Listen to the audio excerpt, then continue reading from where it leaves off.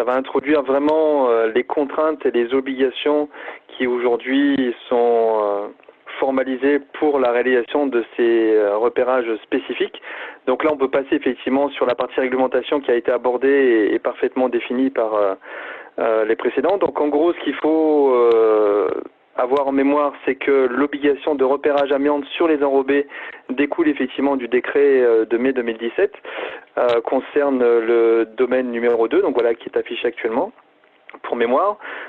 Juste petite précision par rapport à tout ce qui a été dit, effectivement l'épisode Covid actuellement va très probablement et sûrement même repousser l'étude de la rédaction de l'arrêté lié à l'application de la norme 46.102, donc qui va mettre en œuvre ce domaine d'activité. On avait une réunion qui était programmée pour la fin mars avec la DGT et les partenaires, parce que j'ai le plaisir de faire partie comme protis de la commission qui contribue à la rédaction de cette norme.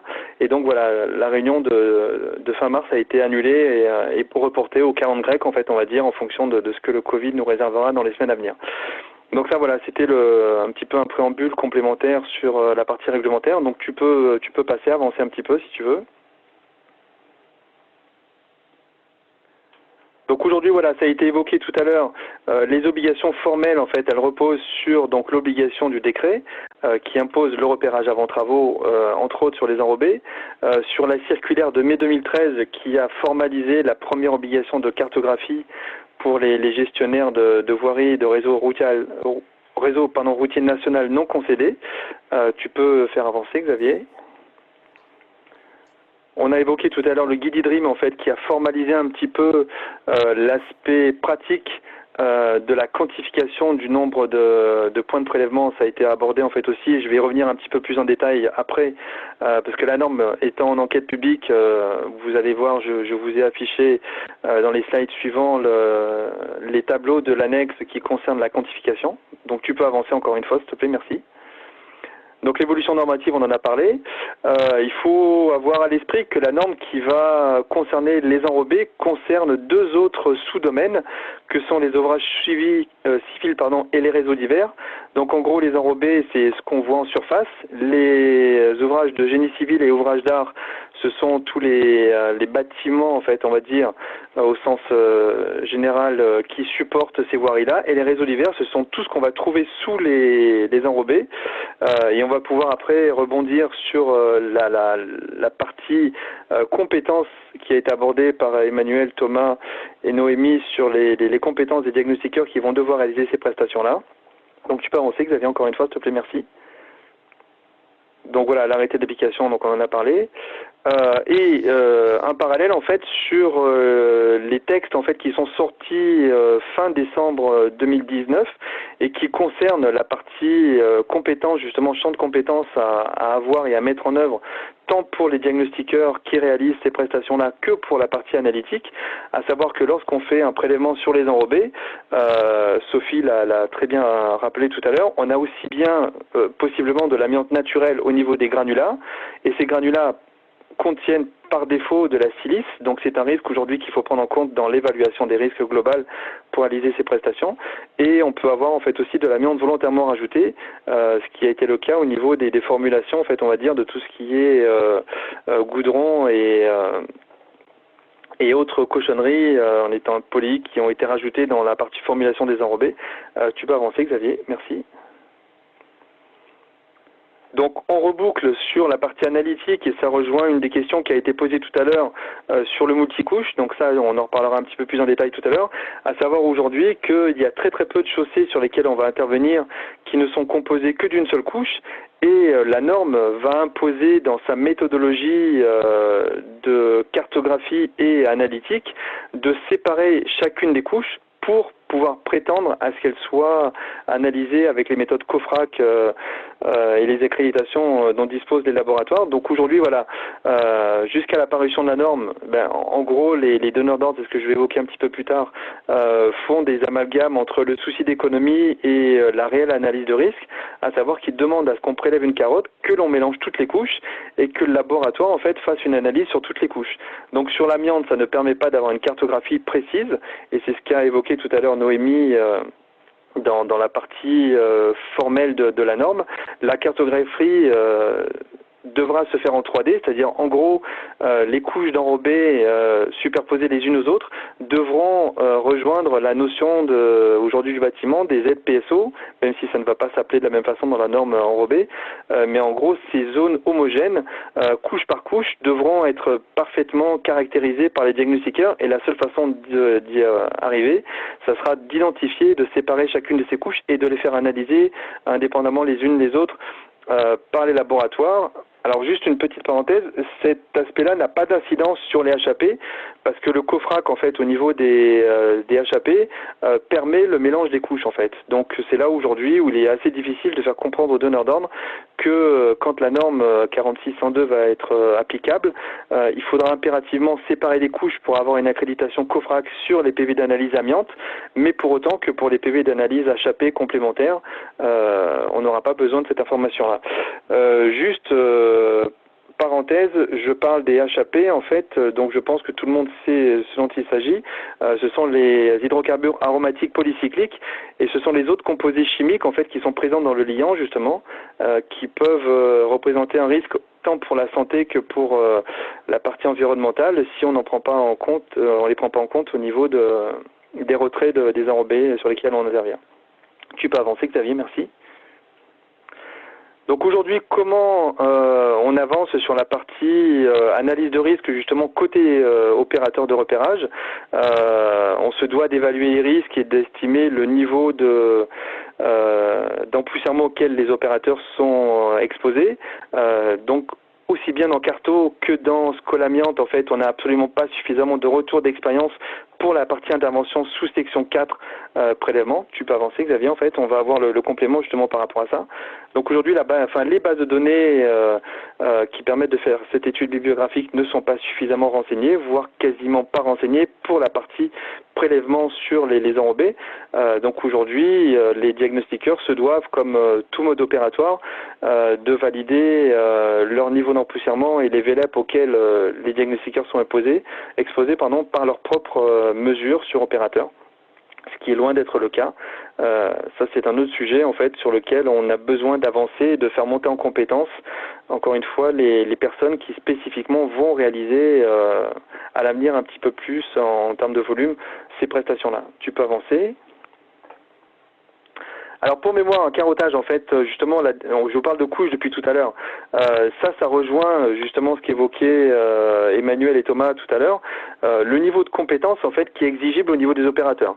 Alors je vais peut-être pas me faire beaucoup de copains en disant ce que je vais dire, mais en fait un carottage c'est pas seulement faire un trou dans la chaussée, récupérer un bout d'enrobé et le faire analyser en l'envoyant au laboratoire.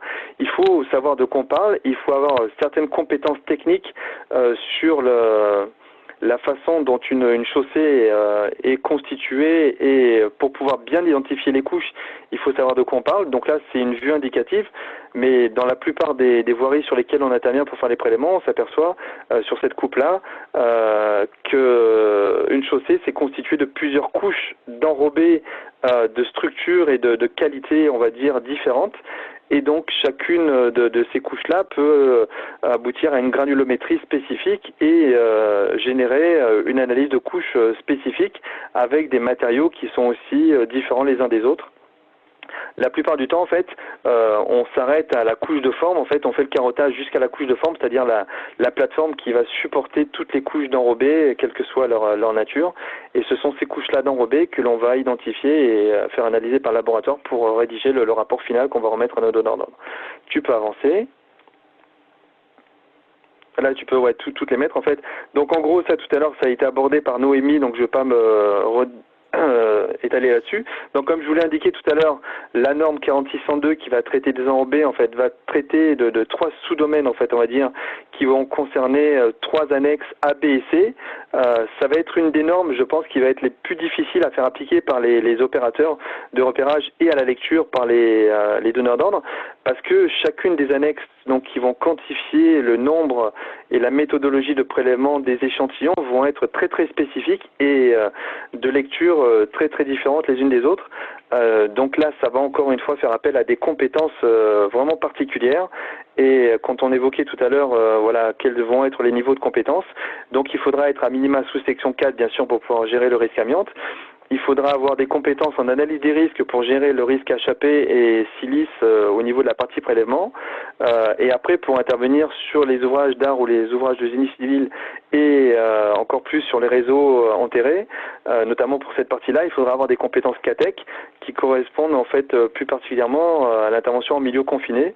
Donc a priori, demain, pour pouvoir réaliser ces prestations-là, il faudra être sous section 4, certifié amiante probablement avec mention, avoir l'AIPR pour pouvoir faire les demandes d'intervention sur les chaussées et avoir la compétence CATEC en plus pour pouvoir intervenir en milieu espace confiné en fait pour les réseaux enterrés.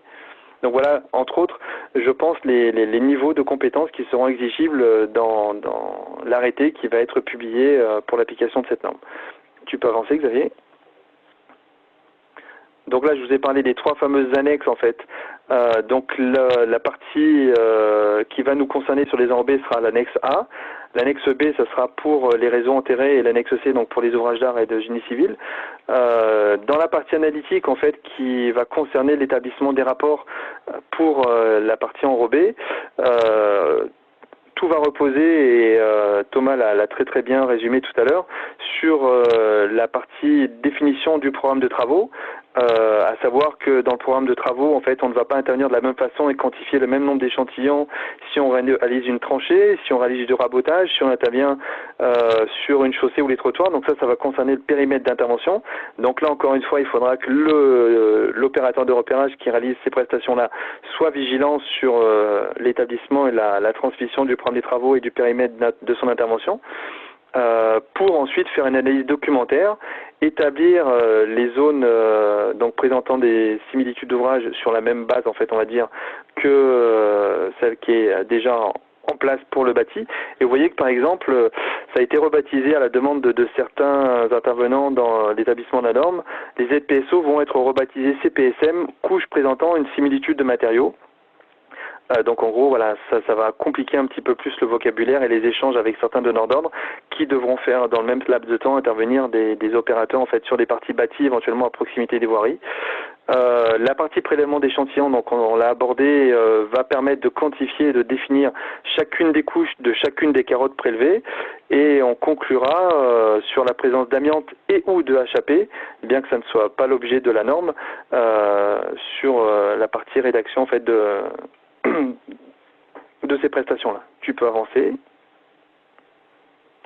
Donc voilà, un extrait justement d'une coupe telle que l'envisage la norme. On voit bien que les zones homogènes en fait qui peuvent être superposées les unes aux autres peuvent se recouvrir les unes les autres également et que dans la cartographie, le rendu des rapports, il faudra bien les identifier. En gros, à chaque fois qu'il y aura une rupture de couches entre 2 prélèvements que l'on va identifier et comparer pour définir une zone homogène, il faudra bien s'assurer que les épaisseurs des couches, que la granulométrie et que les résultats d'analyse soient bien identiques pour pouvoir conclure. Donc tu peux avancer.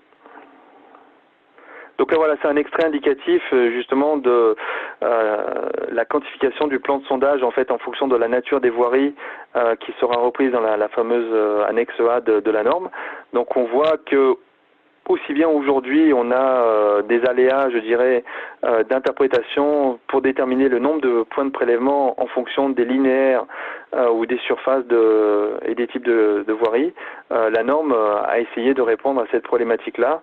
On aura un espacement, un pas, comme l'a évoqué Sophie tout à l'heure, beaucoup plus important sur les autoroutes et les voies rapides que sur les routes en agglomération ou hors agglomération qui sont de taille moins conséquente.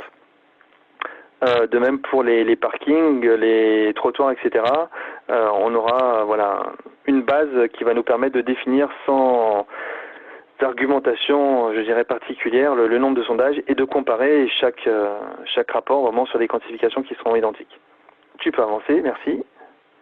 Donc voilà, ça je voulais un petit peu indiquer, pour pouvoir réaliser aujourd'hui des prestations sur les enrobés, il faut déjà être titulaire de l'AIPR. Donc l'AIPR, c'est l'autorisation d'intervenir à proximité des réseaux. C'est le préalable qui permet de lancer les DICT. Sans ces documents-là, un diagnostiqueur a l'interdiction aujourd'hui d'intervenir parce qu'il n'est pas couvert au niveau des risques sur lesquels il peut, je dirais, interférer. Il n'est pas du tout couvert vis-à-vis des dommages en fait qu'il peut causer en fait aussi aux ouvrages sur lesquels il intervient. Donc ça c'est un préambule aujourd'hui pour faire des carottages. Donc il faut avoir cette IPR. Il faut également être compétent sous section 4 et demain encore une fois voilà comme je l'ai évoqué avoir sans doute la certification et la capacité CATEC pour intervenir sur le réseau enterré. Tu peux avancer. Donc là, tu peux faire défiler. En fait, c'est une synthèse de tout ce que je viens de dire. Donc il faut attendre bien sûr la parution de l'arrêté et de ses annexes pour savoir quelles seront les compétences minimales, je dirais, imposées par la réglementation. Mais aujourd'hui, voilà, pour au niveau de l'analyse des risques, répondre et prétendre à être sachant et compétent pour réaliser des prestations, il faut déjà avoir à minima la IPR, donc la sous-section 4 et CATEC si on veut faire des diagnostics sur les réseaux enterrés. Tu peux avancer. Donc quelles propositions innovantes alors? Donc là c'est un exemple de ma façon d'intervenir, GeoCapa.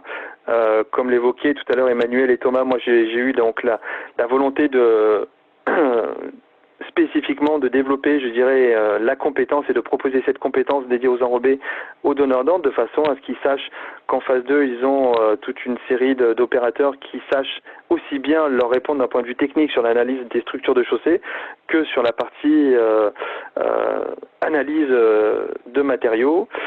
Donc voilà, moi j'ai développé ma propre solution de cartographie et au niveau des techniques innovantes, pour tout ce qui est diagnostic en surface, j'ai essayé voilà la cartographie par drone qui permet de mettre en place avec tous les moyens techniques modernes le zonage en fait plus facilement des zones d'enrobés et la norme entre autres pour tout ce qui est cartographie des réseaux enterrés autorisera demain l'usage de caméras spécifiques qui permettront de faire de l'intrusion je dirais dans des réseaux sans avoir besoin de faire de sondage particulier et de pouvoir conclure tout au moins sur les zones homogènes, pas sur la partie analytique mais sur l'étendue des zones homogènes à partir de moyens modernes. Tu peux avancer. Donc voilà, c'est des exemples d'outils qu'effectivement moi je mets à disposition de mes donneurs d'ordre. Donc voilà, ça fait partie des logiciels métiers qui n'existent pas et que moi j'ai développé en fait depuis 2012, depuis que j'interviens sur ce type de domaine. Tu peux avancer. Donc voilà, ce sont des exemples de vues aériennes d'acquisition et de détermination de zones homogènes réalisées par drone en fait. Tu peux avancer. Donc ça c'est propre à ma solution.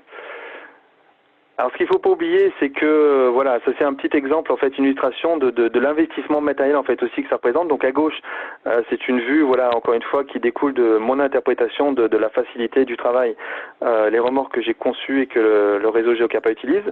Il ne faut pas oublier que les préleveurs peuvent être souvent des travailleurs isolés, donc il faut gérer aujourd'hui ce risque-là et qu'il faut penser à nos opérateurs de repérage, donc les équiper des moyens de prévention de secours spécifiques. Sur la droite, en haut à droite, en fait, on voit le matériel qui est nécessaire et impératif pour pouvoir intervenir sur des réseaux enterrés. C'est lié à l'application de la formation CATEC. Donc tout le matériel qu'on voit représente quelques milliers d'euros, aussi bien au niveau de la ventilation que du trépied qui permet d'extraire en cas de besoin un opérateur qui est en mauvaise situation au fond et impose à minima d'intervenir en binôme. Donc tout ça, ça a un coût. Au niveau des TMS, les troubles musculo-squelettiques, la photo en bas à droite, c'est un petit outil aujourd'hui moderne mais très malin qui permet, pour ceux qui l'ont déjà fait, d'éviter de se casser le dos en manipulant des plaques de fonte qui peuvent représenter plusieurs dizaines de kilos à soulever à chaque fois. Et sur la photo du milieu avec le casque jaune, on voit que l'opérateur a un détecteur de gaz qui lui permet de faire des mesures avant de descendre dans les réseaux enterrés, parce qu'on oublie la plupart du temps qu'il peut y avoir des gaz toxiques, un petit peu comme le Covid aujourd'hui, on ne voit pas le danger et on descend faire son prélèvement en pensant que c'est aussi simple que ça, alors qu'il peut y avoir des gaz très très toxiques en fait qui représentent des poches de danger dans ces réseaux-là ou qui vont se libérer au moment où on va ouvrir le réseau. Donc voilà, ça fait partie des choses aujourd'hui sur lesquelles il faut absolument pas se lancer à l'aveuglette, je dirais, sans mettre en danger sa santé. Voilà. Tu peux avancer, Xavier. Ah oui. Voilà, un exemple de caméra en fait justement qui permettent de faire de l'inspection vidéo dans les réseaux enterrés sans avoir besoin d'envoyer justement un préleveur se balader dans des réseaux pardon, qui sont insalubres ou auxquels on ne sait pas voilà à quoi on va être exposé. Et je crois qu'on est sur la fin là en fait. Donc voilà, ça c'est un résumé un petit peu de ce qu'a évoqué Sophie tout à l'heure sur justement les types d'analyse en fait qu'on va demander. Tu peux avancer. Donc en gros voilà, tu peux faire défiler toutes les slides pour arriver sur la fin.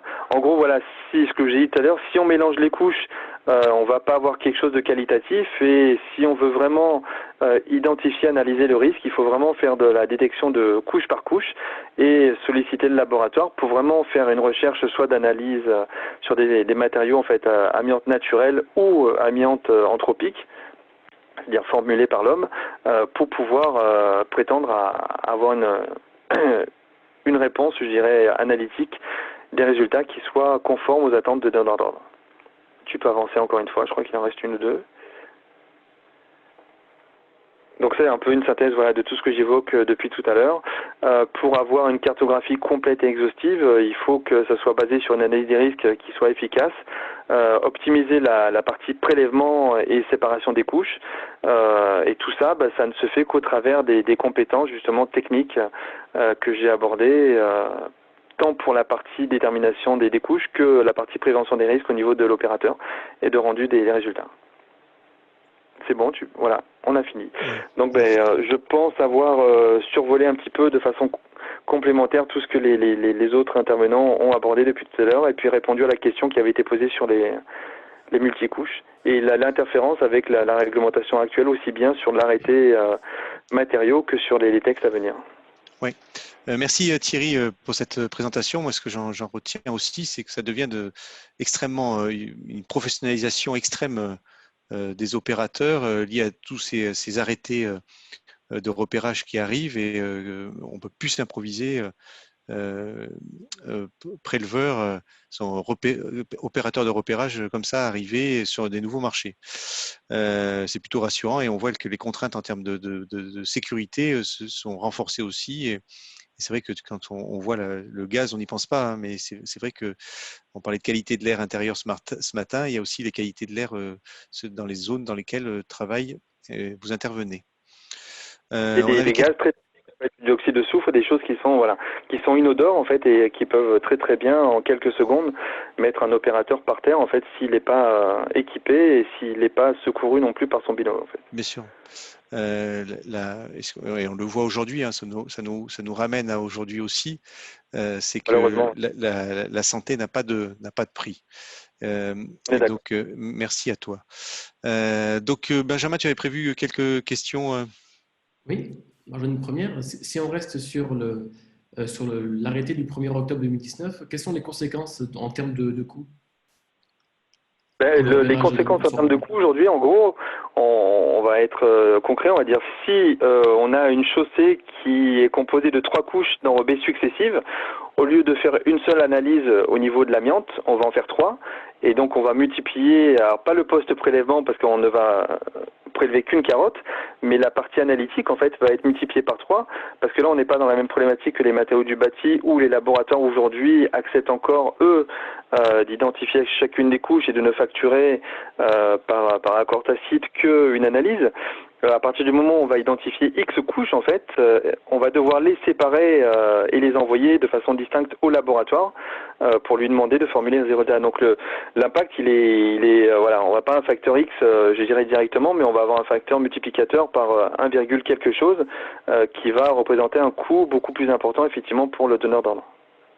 Alors pour que le document soit, quels seront les documents que doivent fournir les maîtres d'ouvrage pour que tout soit complet? C'est ce que j'évoquais tout à l'heure. En fait, comme pour le bâti, il faut avoir un programme des travaux qui soit vraiment le plus clair possible, parce que intervenir d'un côté ou de l'autre de la chaussée va impacter justement sur la détermination et la cartographie des zones homogènes des différentes couches. Et sur une voirie, on peut très bien avoir des recharges d'enrobés qui ont été faites d'un côté, mais pas dans je dirais la même qualité, la même quantité d'enrobés que sur la chaussée opposée. Donc le programme des travaux, c'est vraiment quelque chose qu'il faut absolument, même pour les enrobés, exiger. Et encore une fois, après définir le périmètre d'intervention, on ne peut pas conclure que parce qu'il n'y a pas d'amiante en fait sur le trottoir, il n'y en aura pas sur la chaussée et inversement. Et encore une fois, lié au nombre de couches en fait qui se présentent sur chacune d'entre eux. Programme des travaux et périmètre d'intervention. Dans l'intervention sur les enrobés, ce sont les BABA. En fait, c'est le socle de la partie analyse sur laquelle il ne faut pas déroger. Dernière question. Quels sont les autres CMR qui présentent des risques lors des repérages soit enrobés? C'est un petit peu ce que j'évoquais tout à l'heure. C'est là où je rejoins ce qu'évoquait Xavier. Aujourd'hui, il y a ceux encore malheureusement qui pensent que marteau-burin ou un perforateur suffisent à faire un prélèvement et je blâme personne de fonctionner comme ça. Mais aujourd'hui, les risques auxquels on est réellement exposé quand on fait du volume, c'est principalement et avant tout pour moi la silice. Parce que quand on va utiliser un carottier, donc qui est un outil qui tourne même si la réglementation demande à vitesse lente, on va générer de la poussière. Et cette poussière-là, on la maîtrise pas aujourd'hui parce que tout le monde se focalise sur l'amiante. Et ce risque silice, il est beaucoup plus important parce que cette poussière-là va se mettre en suspension et être très très volatile en grosse quantité multipliée par le nombre de prélèvements auxquels l'opérateur va être confronté au quotidien. Donc la silice aujourd'hui, c'est pour moi le premier risque.